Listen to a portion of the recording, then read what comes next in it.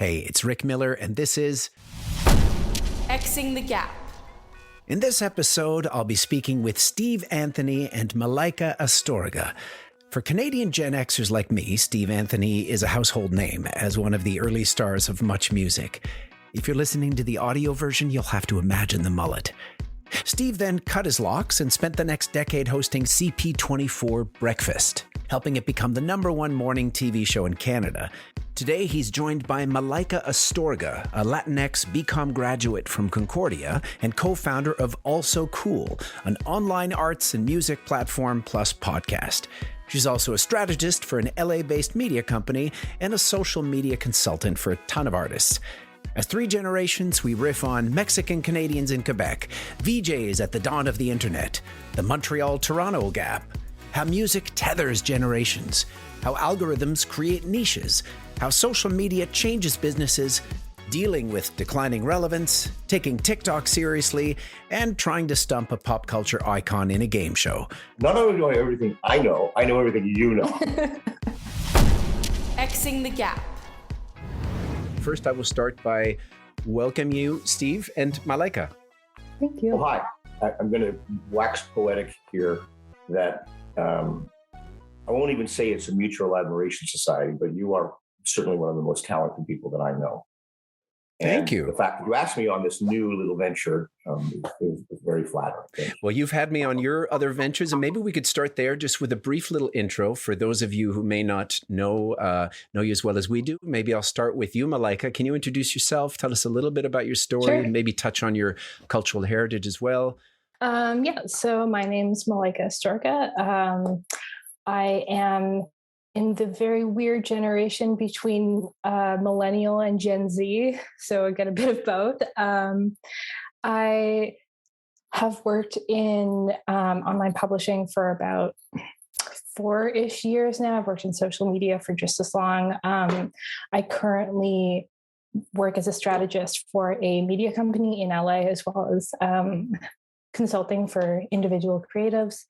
And outside of that, I run my own magazine called Also Cool Mag. We have an online publication working on the print edition, pandemic, as well as a podcast and event series. And then other than that, in the free time that I have, which I don't know how much I do anymore, I'm an illustrator and a writer, and I live in Montreal. Oh, and I'm Mexican Canadian, and it's something that I try and incorporate into all of my work, as well as just being an advocate for the queer community in digital spaces. Thank you, Malaika. I appreciate it. And I'll pass it over to you, Steve. Maybe just what's your story in a nutshell? Wow. Been broadcasting for 40 plus years. That would include radio and television. Not much of a journeyman. A lot of people who've been in radio travel from coast to coast to coast to coast to coast. But I was fortunate enough to only kind of have my successes in my career in Timmins to start, Kitchener, very short periods of time, and then between Montreal and Toronto. When I say my celebrity hood is just below petty thieves. So there's petty thieves and then me. But I was almost one of the original VJs on Much Music, which is obviously culturally iconic to all Canadians.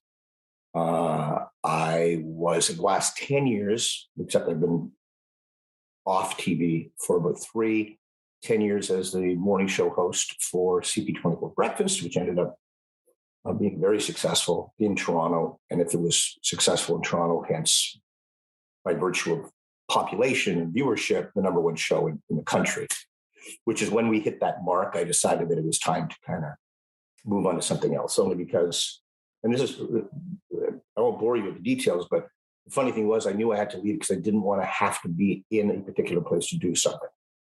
I didn't mind waking up at 3 o'clock in the morning. That wasn't a problem. The problem was that I had to be in Toronto. I didn't want to be in Toronto. And funny enough, you want to do a live TV show in Toronto, you got to be in Toronto. It turns out that's not true, because as soon as COVID hit, people realized you could be anywhere doing anything, and they fully accepted it. There was no choice in the matter.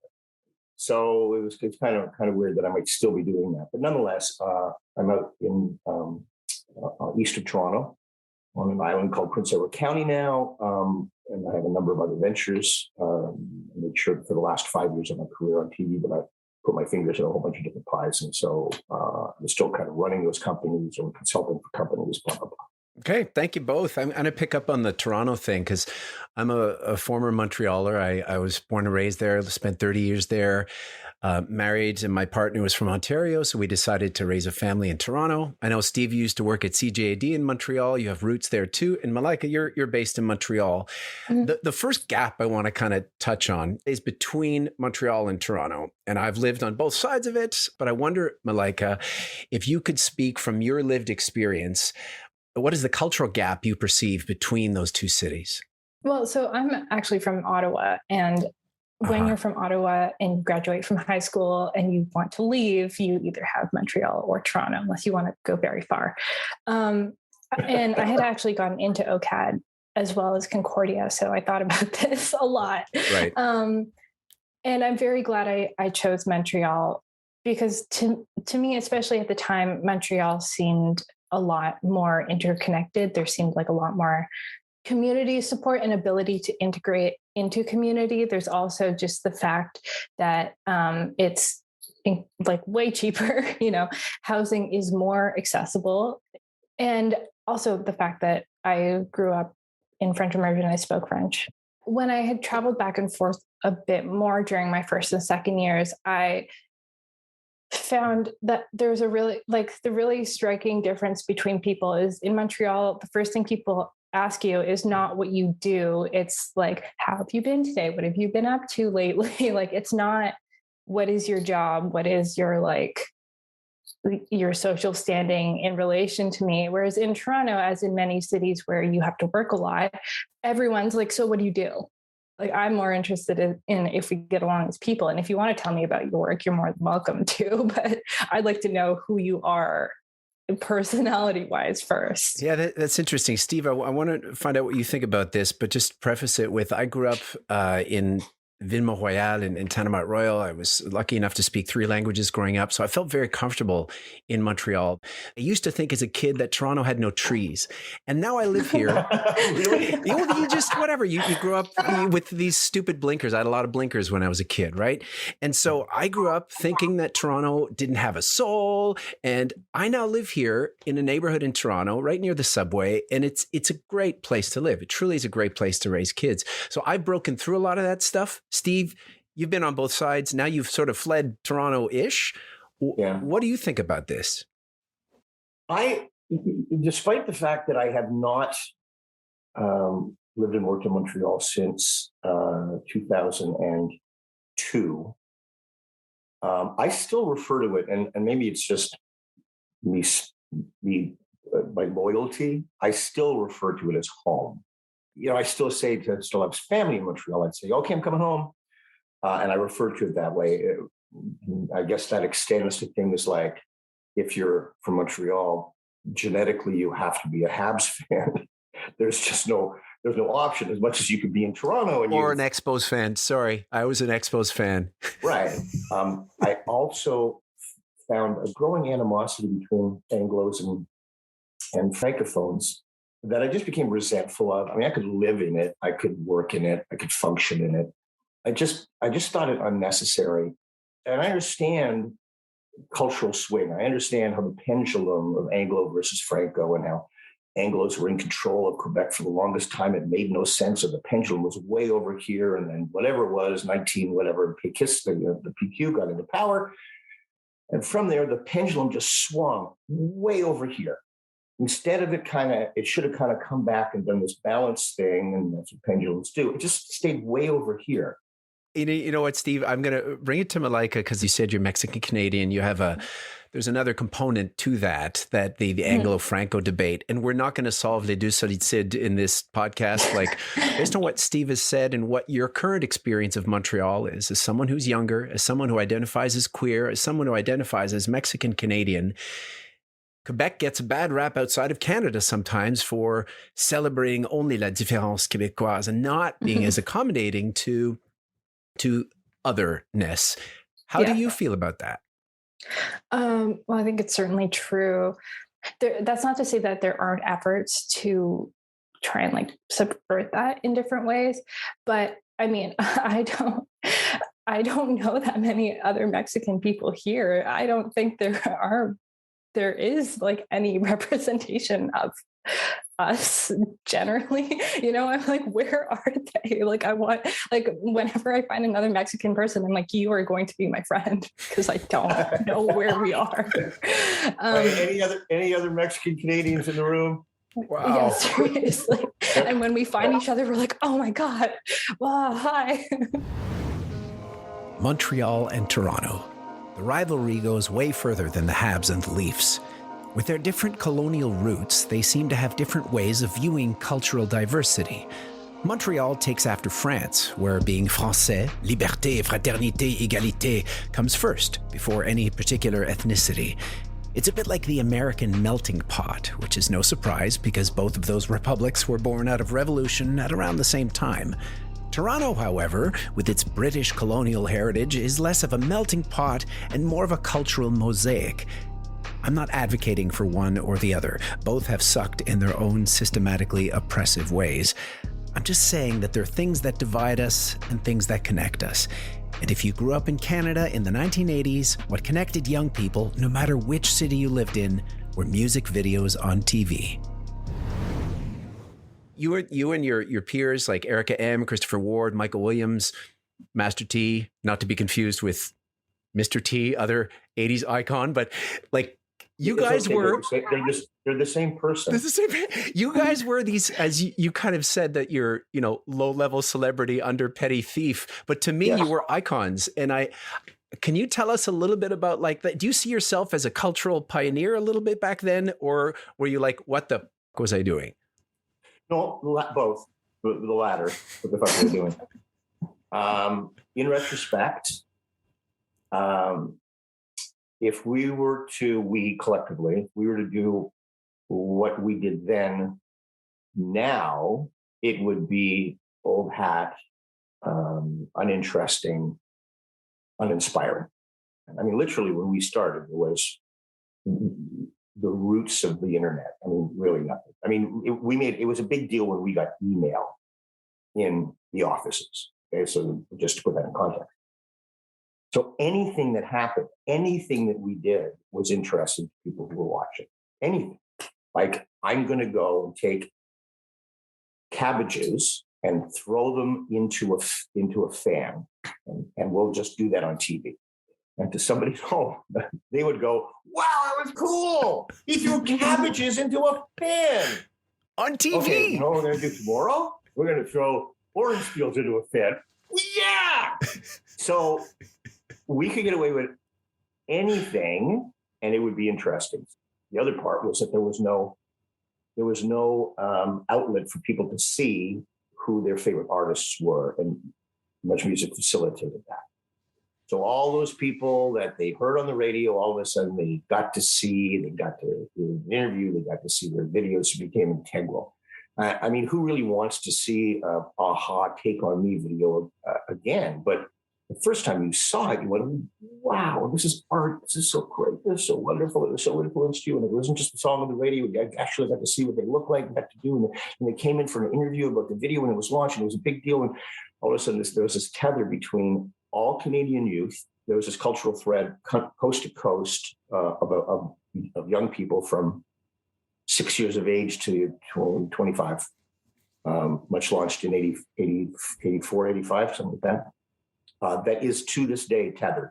I love that word tether because I think of the kids who grew up in the 60s had American Bandstand, and Dick Clark was a tether for a lot of people, and everyone would listen to the same hit song because it was a song on the radio. You'd buy the 45 or whatever, and there was a tether. Whereas I would say, Malaika, in your generation, even though you're on the cusp of both generations, there are very few things in the world of the internet that tether us all together, and especially young people. Do they connect around the same things anymore musically? Because I know they connect around things politically.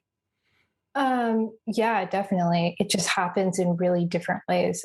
Online, I think what's really interesting is like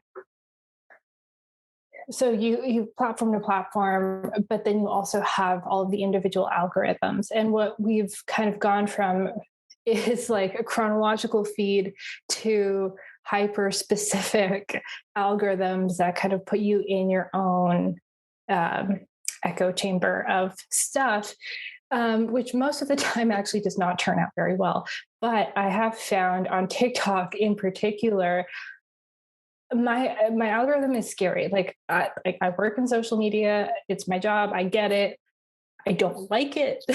I find algorithms like kind of terrifying, but my TikTok algorithm is great because it gives me music I like. It shows me people who I might be friends with in Montreal, and it shows me interesting things that I couldn't have found otherwise. And there's not really the same sweeping trends or, just popular things to do or who to listen to or whatever per generation anymore, just because we have access to literally everything. But instead, there are more niche pockets and niche communities who in some ways are still just as engaged. It's just in different places. From cabbages to algorithms, we've come a long way. Yeah. Okay, quick question. Song that changed your life? There was this music video called Fish Heads by a group called Barnes and Barnes. It was just two guys, and one guy actually happened to be Bill Mooney, who played Will Robinson on Lost in Space. Fish heads, fish heads, and it was along the lines of Dr. Demento, and it was just this ridiculous song, and I got access to it, and that to me represented the outskirts of what I like, what I grew up with, what I was attracted to, were Mothers of Invention and Captain Beefheart and really outside of the box stuff. And so Barnes and Barnes, there was a video and I was able to play it. I got Rhino Records from Los Angeles to send up a copy of it, and I played it on Much Music. And to me, that changed everything. Is that there's this whole other fringe world there that people don't know, that it will never be popular, but it exists over there. And so I went, that's great. As much as I have to live in a pop world or a categorized world, there's this fringe world over there that has no rules or regulations, and that's why. That's a great story. Give me 5 minutes, I'll think of another one. Well, no, that's great. You were outside the box, but within such a box, right? Like the television was such a literal box. I love that. Okay, Malaika, you've had time. You've had now 3 minutes to think about this. Yeah. Did I talk that long?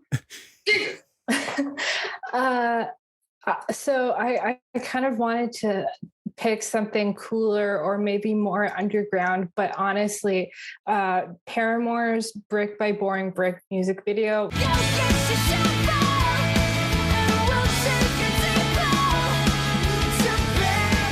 It was one of my entryways into a more like pop punk emo world. And I had previously only listened to the Smiths and Joy Division. And I was like, wait, I love Hayley Williams, who's the singer. I love that she's just so also a teenager, so emotional, so angry. And the aesthetic at the time was something that I was very interested in.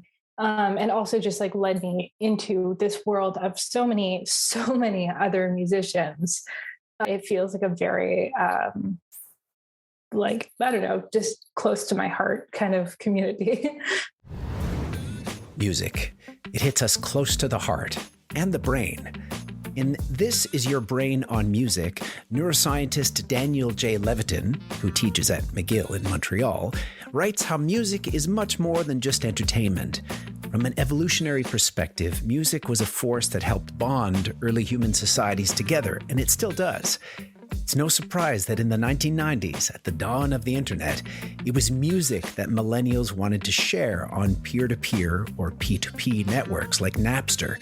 And of course, those millennial.com disruptors eventually evolved into the social media giants that we love to hate and hate to love today. I think social media has completely changed how you do everything. A lot of the freelance clients I work with are older millennials, put it that way, people who are over 35. And they kind of were like, I thought I understood social media and I don't, and please help me because it changes every 2 weeks. It's like, it's insane. So I think that's a big part of it. Like to understand social platforms, you have to be on them all the time, which is very draining and not good for your mental health. But I think, I don't know. I think there's like different ways of approaching it. The online sort of route is definitely one way, but I really still value how many people can you get to show up in a room in person. I think that's more valuable than like numbers on a screen. And also when it comes down to it in more business language, like what's your conversion rate? If you have 50,000 followers, but you're getting 200 likes on your photo, like what's going on? Is it the algorithm, or are you just not connecting in a way that your audience likes? So you're seeing social media in a sense as a necessary, potentially dangerous to your mental health kind of thing that you have to do to connect in meaningful ways, even though you don't necessarily love it. That's what you do, right? You are a social media consultant. Well, I do. I really like what I do. I like doing it for other people. I don't like it for myself. Okay. I don't think you have to have it. It is definitely one way of doing things, but if it is kind of like the most common way that I see people around my age expanding their businesses. Like I know one of the brands I work with, the majority of their sales they get through Instagram. And Steve, your artwork on Instagram is interesting. It's also on Facebook. I don't share as much on Instagram. It's on Facebook. Yes, Facebook's for old people. Yeah, I get that. I'll be shaping. So what's your view of because you're working with startups now, you're having to hustle, right? As has been wisely said, using social media is an absolute essential. There's this phrase this guy ages ago told me called act of God marketing. And that's what these fools think, that they open up a restaurant here and God will send people to go to the restaurant. No, marketing is necessary in anything you do, regardless of whatever it is. Marketing is necessary. You've got to get a clientele. You've got to get an audience for it. To not approach it that way is completely backward. I have people that I've worked with on television and radio who since moved on and have like 800,000 followers on Instagram, and they regularly use that. And they're approached to market something. They don't go looking for it. It's like, well, somebody's got a friend of mine, Juvederm, doesn't usually use fillers. And so she's using her Instagram platform, her stories, and she's just, feeding that off into TikTok and all the other things. You start somewhere, you can just feed the same thing off to stories on all the other platforms. And, they approach her for doing this Juvederm 30-second thing, and she's marketing it. And I look at what I'm doing and go, what's the easiest way for me to market what it is I'm doing? Well, I'm going to hire her because she's got the audience. I need the audience. So I will, and she's worked on it. That's what she wanted to do. So I will parlay my friendship with her in business to get her to talk about my business. So I'm using, her SEO is insane for everything she does. I know I've done research about search engine optimization, and it takes a long time. I could use every trick in the book to have what it is that I'm doing come up as, very high on a Google search and, the SEO, but it'll take 6 months to do that kind of thing. Whereas in one click, she having 800,000 followers. And like you said, the what's the term you used? The conversion rate. Conversion rate for her is really high. So it would make sense for anybody who wants something to do to find people like that. Influencer. The word's been around for a long time, but only recently has it become a viable occupation. I remember asking my daughter what she wanted to be when she grew up, and she said, a YouTuber. A few years later, at age 15, she had 100,000 followers on her Instagram fan account for Riverdale, and companies were paying her $10 every time she'd mentioned them in a post. She eventually moved on to nursing. Thank you, nursing. But online influencing is a mega business now, and a bit bewildering to a middle-aged dude like me, even one who pretends to know what he's doing. In the words of Grandpa Simpson, I'm old and confused. Steve, as we said before, we're both getting older. I'm the only one sporting a lovely gray beard here, but, and I'm not even close to getting a senior's discount at Shoppers Drug Mart or at Pharmaprix for that matter. But en tout cas, Steve, I wonder how you feel about aging and ageism, and have you or are you starting to be discounted for an age? It's funny that you would say that. The gentleman I was talking about from Montreal, who's also the Habs fan down the way, he's been in media as an executive for many years. He's since retired. We became friends, and he was curious as to when I officially departed the being in Toronto, having to be there 9 to 5, being exposed on TV, how I would feel eventually with that. With falling from grace, without people recognizing me all the time and not feeling relevant anymore. And I told him it wouldn't be a problem. I don't really care. I'm doing what I'm doing. I'm moving on from there. Everything has its expiration date. Less important for me because I didn't. I kind of always worked for myself. I was able to call my own shots, even though I worked for large corporations. I had that notoriety that I could kind of do what I wanted and ask for what I wanted, and generally I would get it. I had kind of a privileged position that way. But to herald what he said, it's true. Now I make a phone call; it's a little harder to get through to people. So the ageism. It's less ageism for me. It's more waning relevance because of age. Not just particularly being this age. It's that being this age makes you less relevant, and that is the only problem that I see. Malaika, I'll turn it over to you. And I don't know if you ever partook in sort of the OK Boomer verbal or spoken or expressed on social media. But on the other end of that, do you feel discriminated against sometimes? Solely because of your age, or people maybe might not, they've treated you unfairly because you're young? Yeah, I think because I'm like a young, femme presenting person, I get dismissed a lot. I'm 24 now, and working in music is pretty difficult because it's a lot of people who are like, "Oh, are you here with the band?" And it's like, "No, I'm producing this show." I think it is changing, but I think there is a general dismissal of younger people on social media, and there's still kind of people don't take you as seriously if you're a digital creator in any sort of sense, where in reality, the numbers that people on TikTok do are insane. They're like incomparable. Like, how do you get 100 million views? Like, what? You can't get that in television in 4 minutes. It doesn't happen. I think that there is sort of a narrative being pushed by, let's say, bigger corporations that makes this gap bigger than I think it needs to, and is very divisive because there's people like you who are doing shows like this, and we want to talk to each other, but we feel like there is just such a culture gap and such an age gap, and how do we connect and all these things.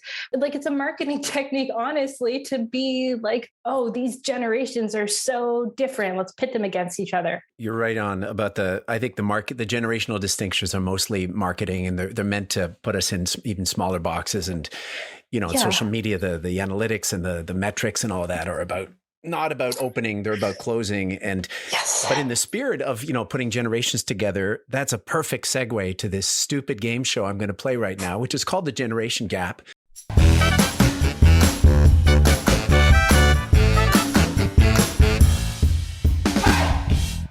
Ultimately, it's about cooperation, not competition. But in a more accurate way, it's about competition. So, Malaika, which 1990 movie featured Patrick Swayze doing some pretty erotic pottery? Man, I'm not sure. Demi Moore also was in it, featured. I was born in 1997, so I know, my but sometimes you know this stuff. This is not great.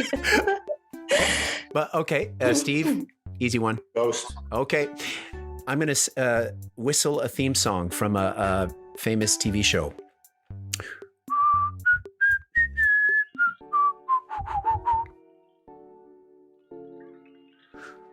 That's not whistling.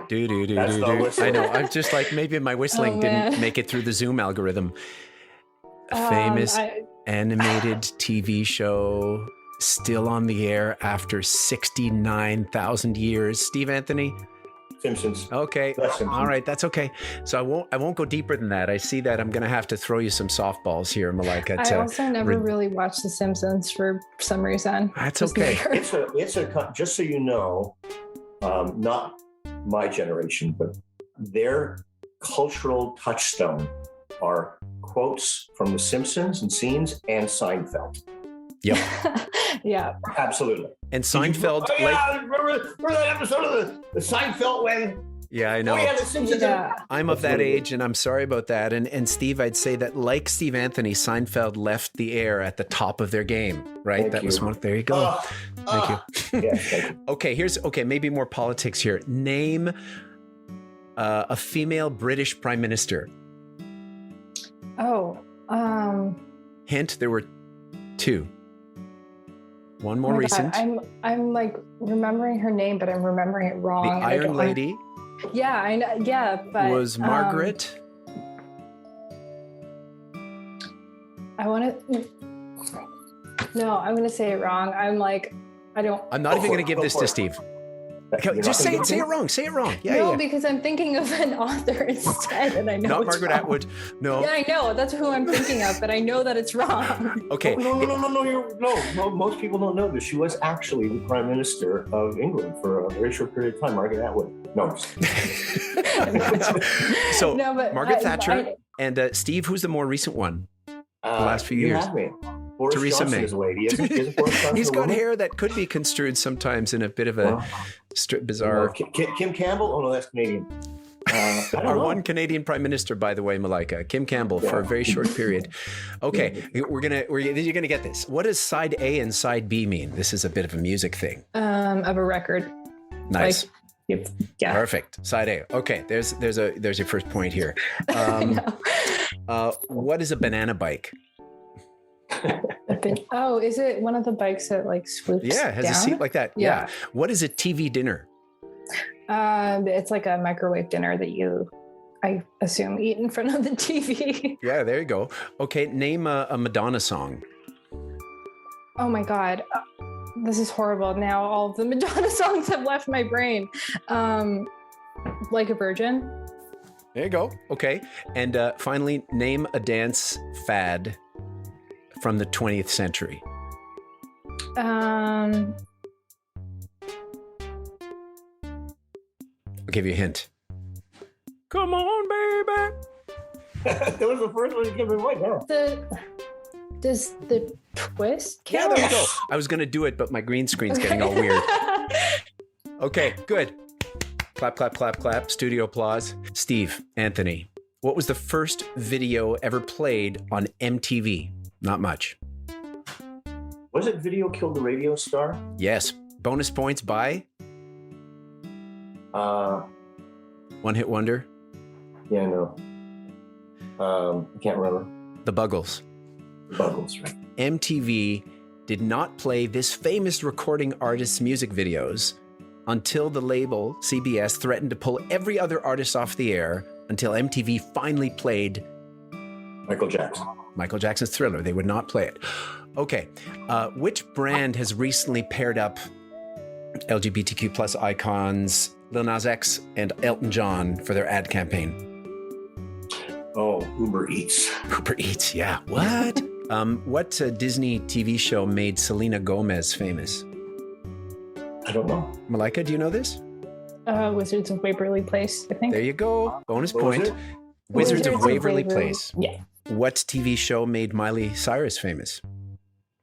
Hannah Montana. Mm-hmm. Name a YouTube influencer. PewDiePie. And Malaika, name another one. I'll give you another point here. Oh, I'm gonna find her name because she's Are really you going to Google her now? great. No, I'm just Emily Mariko. No, I'm just pulling up my email because I get her newsletter. Oh, okay. But Emily Mariko is lovely. Great. Okay. Name a movie, Steve, that Zendaya appeared in. June. Wow. Okay. I haven't even seen that one. That's okay. Well done. Nice. What does GOAT, G-O-A-T, stand for? Greatest of all time. Ah, you're good. You're like connected. Not only do I know everything I know everything you know. Oh, no. I'm sorry. That is the most pompous thing you could possibly say, but I'll do that. Okay. TikTok master, who is Charlie D'Amelio? Oh, gosh. Malaika's sitting there going, I know this. You have it. Go, Malaika. She's Dixie D'Amelio's sister, and they have I don't know if they're still the most followed people on the platform, but they literally broke the UX of TikTok because they had so many followers at one point. Steve, you're going to know this. Billie Eilish's producer is also her brother and husband. No, brother. His name? Sorry, I slide that in there. That in there. Good thing I have the edit capability. What's his name? Oh, I forget. Malaika? Phineas? Yeah. I'm going to give you that point. This One Direction star created the 2019 hit Watermelon Sugar. Oh, Mills, what's his name? Malaika? Harry Styles. Yep. Harry Sorry, Styles. I need to give points to Malaika. Styles. Yeah, Harry Styles. Okay. I did know that. Finally, final question for Steve Anthony. What does LMR stand for? I'm usually really good at these. I'm not going to give you LOL. No, but I'm usually really I know good how good you are. That's why I gave you a hard one. Malaika? I actually don't know. Steve? Let me rejoice. No. Is that your algorithm? You get the Christian Christian TikTok. It's like my recent. Oh. Okay, interesting. Like my recent, yeah. So again, I had to dig because I knew you were a pop culture icon, and I knew, Malaika, you work in this field, so I had to find things here's that back at you, FYP. For your people. No. for your poop. No. It's a TikTok term. Mm-hmm. Okay. Wow, I did not know that. It's your For You page. It's part of your algorithm. Oh, okay.